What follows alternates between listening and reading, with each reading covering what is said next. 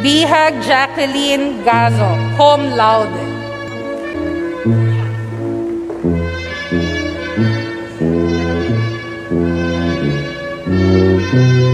Hi guys, magandang araw. Ako si Jacqueline G. Bihag and I am a former student athlete at University of Santo Tomas and also ng Antonio J. Villegas Vocational High School.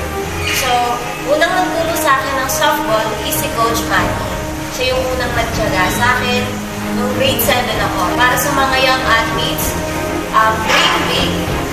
Kailangan i-build niyo yung discipline sa sarili niyo.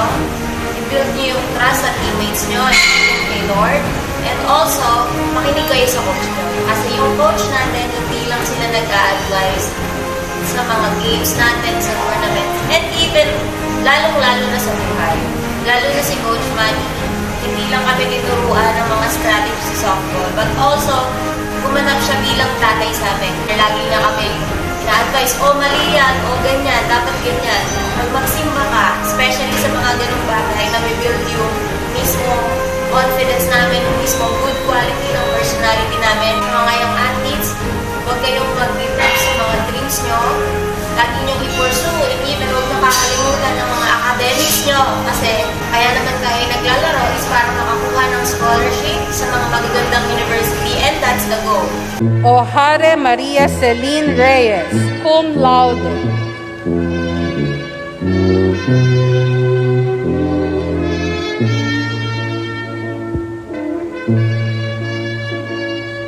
Know your priority.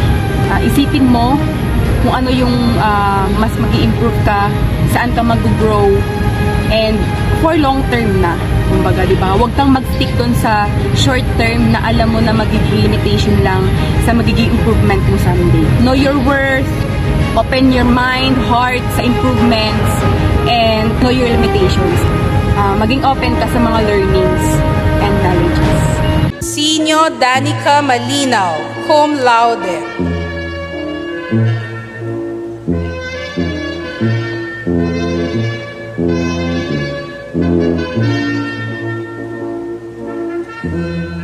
Sa mga inspiring na kabataan sa mga susunod na generation, kung maranasan man po ninyo yung naranasan kong paghihirap or pagsubok, tuloy lang po sa laban, huwag po tayo mawawala ng pag-asa.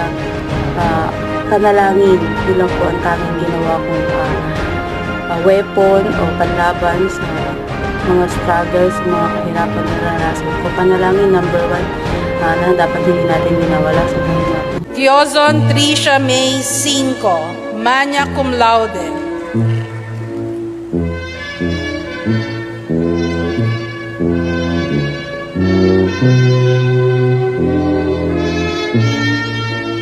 To all the student athletes out there, have a goal and make plans. Make plans on how to make those goals happen and prioritize it.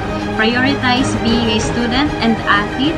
Always give your best work in any kind of task, homeworks, and exams. Walk an extra mile sa training if you really want to improve your performance. You will always have your time and you have to manage it well. Cut out any kind of distractions like computer games, social media, surfing, gala, and even movie marathon. But if you have a free time and you're done doing the important task, then do it. But you have to limit yourself.